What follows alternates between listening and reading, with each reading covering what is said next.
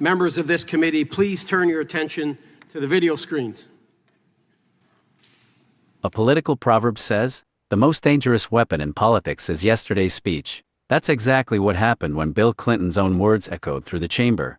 And suddenly the room went quiet. Because the message Democrats once applauded is the same message they now condemn. And when that video started playing, it didn't just trigger reactions. It exposed a political transformation nobody could ignore. All Americans, not only in the states most heavily affected, but in every place in this country, are rightly disturbed by the large numbers of illegal aliens entering our country. The jobs they hold might otherwise be held by citizens or legal immigrants. The public service they use impose burdens on our taxpayers.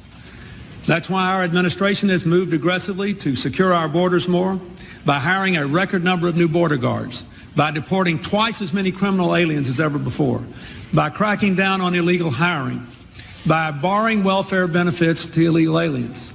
In the budget I will present to you, we will try to do more to speed the deportation of illegal aliens who are arrested for crimes, to better identify illegal aliens in the workplace as recommended by the commission headed by former Congresswoman Barbara Jordan.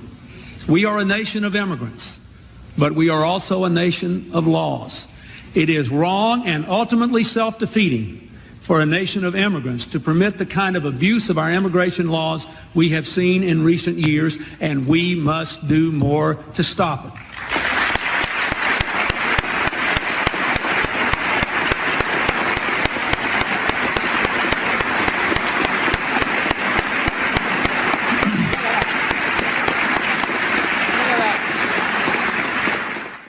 You believe in open borders and complete chaos.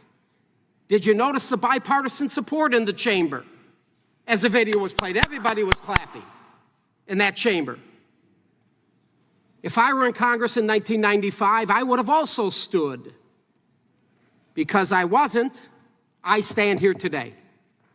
Other than President Donald J. Trump, the greatest president in my lifetime, with the most safest and secure border, I believe President Clinton understood just how important border security is to our nation.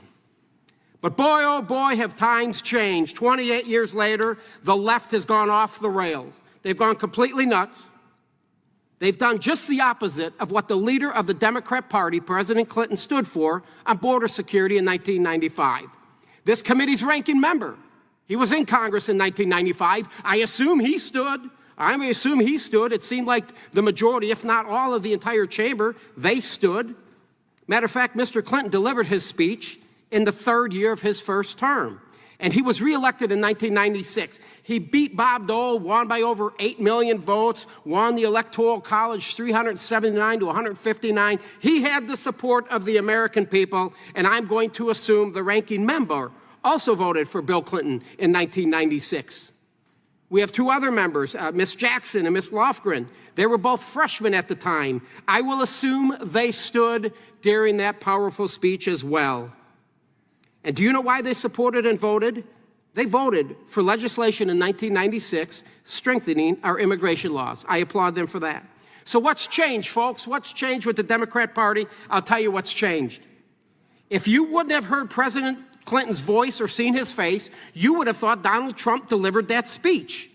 I don't believe that President Clinton was called a racist, a white supremacist who hated immigrants, as the left and the dishonest media has painted Donald J. Trump to be. I have a report from the Heritage Foundation titled Tracking Movement of Illegal Aliens from NGOs to Interior of the USA.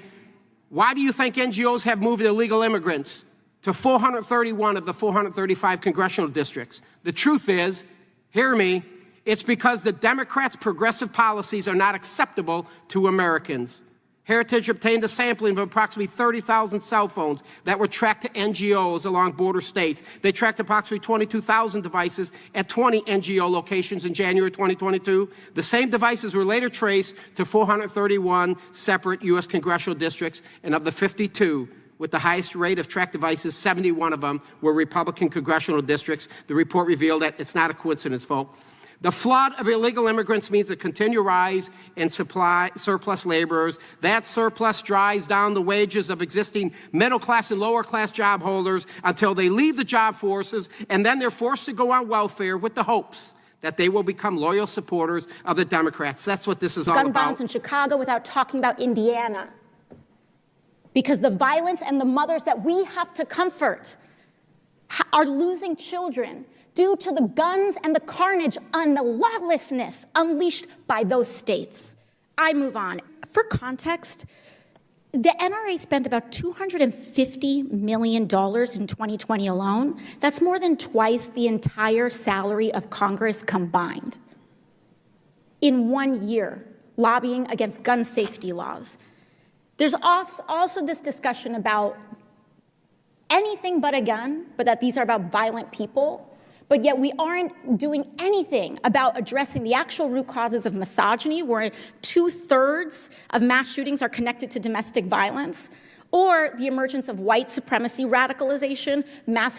A political proverb warns, power doesn't change principles, it reveals who abandoned them. And in this hearing, a Republican congressman didn't need to shout, interrupt, or accuse. He just pressed play. The room filled with the unmistakable voice of President Bill Clinton.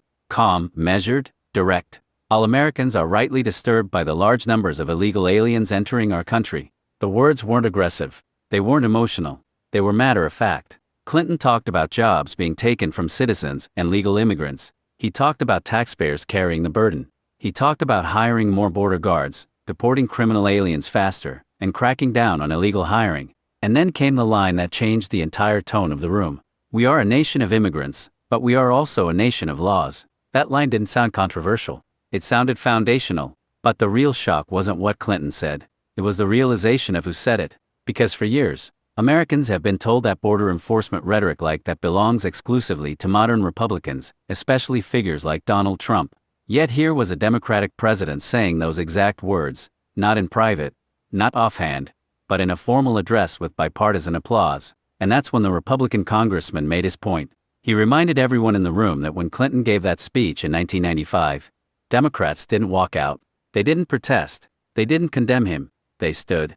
They clapped. They supported legislation the following year strengthening immigration enforcement. The message was clear. This wasn't ancient history. Many of the same political figures, or their party, once stood firmly behind the very policies now labeled extreme. A political proverb says, in Washington, memory is selective, but video is permanent. And video doesn't care about narratives. Video doesn't evolve. Video doesn't rewrite itself. It simply shows what happened. The congressman then drew a direct contrast between past and present. He argued that Clinton's speech today would likely trigger outrage instead of applause, not because the words changed, but because the political incentives changed. He referenced a report from the Heritage Foundation claiming migrant movement across hundreds of congressional districts. His argument wasn't just about immigration, it was about transformation. Transformation of messaging, transformation of priorities, transformation of political positioning. And underneath it all was a deeper question that hung silently over the chamber. What changed? Was it the facts, or was it the politics surrounding those facts? Because Clinton's speech wasn't ambiguous, he acknowledged immigration as part of America's identity, but he also emphasized law, order, and enforcement. Both ideas existed together, not in conflict, but in balance. And that balance, the congressman suggested, is where the real debate now lives. A political proverb says, today's outrage is often yesterday's applause, just wearing a different uniform. The hearing didn't end with a dramatic vote. There was no shouting match, no dramatic interruption, just something far more powerful, a reminder. Because sometimes, the most effective argument isn't a new claim, it's an old recording. One that forces everyone to confront a simple truth. Not what was said, but who said it.